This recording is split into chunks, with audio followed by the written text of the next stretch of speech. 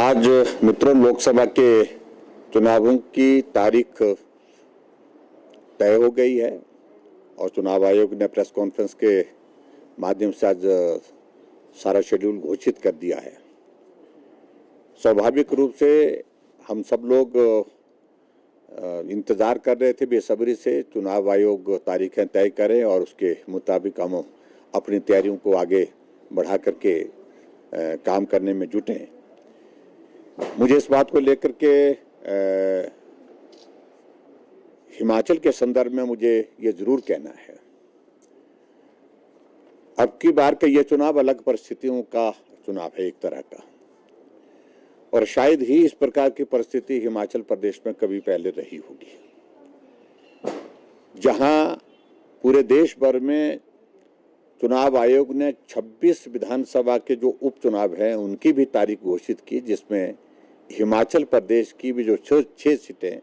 अभी हाल ही में घोषित की हैं, खाली घोषित की थी, उनकी भी तारीख तय हो गई है और ये तारीख लोकसभा के चुनाव के साथ हो रही है। हिमाचल 7वें फेज में चुनाव में प्रवेश करेगा और 7वें फेज का अभिप्राय यह है कि 7 मई को नोटिफिकेशन होने के बाद 1 जून को वोटिंग होगी और 4 जून को मतदान होने के पश्चात वह गिनती होगी। लोकसभा के लिए 4 सीटों का चुनाव वह भी महत्वपूर्ण है, क्योंकि देश में सरकार बनाने में हमको अपना योगदान देना है, अपनी पार्टी की ओर से अपना योगदान देना है। लेकिन अब की बार ये भी बड़ी दिलचस्प बात है कि देश की सरकार बनाने के लिए ही नहीं, बल्कि हिमाचल प्रदेश में परिस्थिति इस प्रकार की निर्मित हो गई है कि प्रदेश की सरकार बनाने के लिए भी अब की बार ये चुनाव जो होने जा रहे हैं, जहाँ 6 विधानसभा के उपचुनाव जो साथ में ही तय हुए हैं, ये भी एक निर्णायक भूमिका निभाएंगे। और इस बात को मैं जरूर कहना चाहूंगा कि अब हालांकि मामला सुप्रीम कोर्ट में भी है 6 विधायकों के सदस्यता को लेकर के, लेकिन फिर भी उसके बावजूद हम चुनाव के लिए भी तैयार हैं।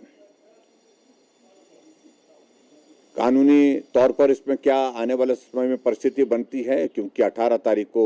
हियरिंग है उसमें,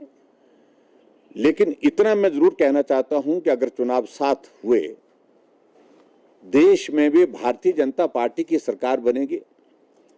और हिमाचल प्रदेश में भी भारतीय जनता पार्टी की सरकार बनेगी, ये मैं आज दावा कर रहा हूं। क्योंकि 6 सीटों पर जब उपचुनाव होंगे, जिस प्रकार से माहौल, जिस प्रकार से पूरा देश में एक वातावरण बना है भारतीय जनता पार्टी के पक्ष में, पूरा देश राममय हुआ है। पूरे देश में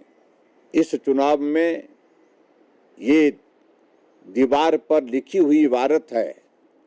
कि देश के प्रधानमंत्री अगर बनेंगे तो नरेंद्र मोदी जी बनेंगे, जीत होगी तो भाजपा एनडीए की जीत होगी। और उस दृष्टि से मैं इस बात को मैं जरूर कहना चाहूंगा कि जब ये 6 उपचुनाव हिमाचल प्रदेश में जो विधानसभा के लोकसभा के शेड्यूल के साथ आ गए हैं, जब परिणाम ये भी निकलेंगे तो हिमाचल प्रदेश में भारतीय जनता पार्टी की सरकार भी बनेगी और केंद्र में भी भारतीय जनता पार्टी की सरकार बनेगी। देश के यशस्वी प्रधानमंत्री नरेंद्र मोदी जी तीसरी बार देश के प्रधानमंत्री बनेंगे, ये हमारा कहना है। देखिए, एक बात बड़ी स्पष्ट है कि हिमाचल प्रदेश में वर्तमान परिस्थितियां जो हैं, उन परिस्थितियों में मुझे लगता है कि दोनों पार्टियों के लिए सिटिंग एमएलएस के चुनाव लड़ाने का जो विषय मुझे लगता है कि कठिन होगा, क्योंकि सरकार हिमाचल प्रदेश में कांग्रेस पार्टी की जो है वो अल्पमत में एक तरह की आ चुकी है और गलत तरीके से जिस प्रकार से उन्होंने बजट पारित किया, भाजपा के 15 विधायकों को सस्पेंड करके बजट पारित किया, अपनी सरकार को बचाया, और उसी प्रकार से जिस प्रकार से अभी भी वो हथकंडे अपना रही है, हमारे 9 विधायकों को नोटिस दिया है, हालांकि उसका कोई औचित्य बनता नहीं है, उस नोटिस का कोई अर्थ नहीं बनता है जो दिया है, हम उसको कानूनी तौर पर भी चैलेंज कर रहे हैं, लेकिन जिस प्रकार के हथकंडे कांग्रेस पार्टी वर्तमान में करने की कोशिश कर रही है सत्ता को कायम रखने के लिए, ये इसमें सफल नहीं होगी। और हैरानी की बात इस बात को लेकर के है कि हिमाचल प्रदेश में जो रफ्तार मुख्यमंत्री सुखविंदर सुक्खू जी ने पिछले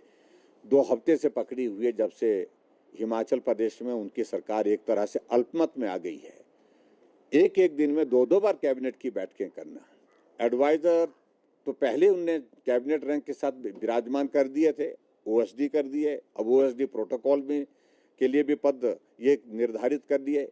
और बहुत सारे लोगों की अपॉइंटमेंट्स, बहुत सारे नेताओं की अपॉइंटमेंट्स करके किसी तरह से सरकार को बचाने का असफल प्रयत्न है। और मैं इस बात को कहता हूं, जब चुनाव का परिणाम आएगा, सरकार देश में भी भाजपा की और सरकार प्रदेश में भी भाजपा की बनेगी। भारतीय जनता पार्टी ने 4 लोकसभा सीटों में से 2 लोकसभा सीटों के लिए अपने प्रत्याशी घोषित कर दिए। हमीरपुर के श्री अनुराग ठाकुर जी, जो केंद्रीय मंत्री भी हैं, और वो 5वीं बार चुनाव लड़ेंगे और बहुत शानदार तरीके से उनकी जीत होने वाली है। और शिमला लोकसभा जो आरक्षित सीट है हमारी, यहाँ से हमारे वर्तमान सांसद सुरेश कश्यप जी सांसद के लिए फिर से इस चुनाव में जा रहे हैं और पार्टी ने उनका टिकट घोषित कर दिया है। और मैं दोनों को शुभकामनाएं भी देता हूं, और निश्चित रूप से जीत भारतीय जनता पार्टी की होगी। और बहुत जल्दी अब लोकसभा की जो 2 सीटें कांगड़ा और मंडी जो रहती है, इन सीटों पर भी पार्टी के कैंडिडेट का ऐलान बहुत जल्दी हो जाएगा। सर, जो ये कांग्रेस के बागी है, अगर कोर्ट से इनको राहत नहीं मिलती है क्या, और ये भाजपा ज्वाइन करते, क्या भाजपा इनसे भी चुनाव लड़वाएगी? देखिए, स्वाभाविक रूप से इन सारी बातों को लेकर के अभी 18 तारीख को जो कोर्ट का जो फैसला होना है, उसके बाद निर्णय करेंगे। हालांकि चुनाव आयोग ने इनके चुनाव की तारीखें घोषित कर दी है कि ये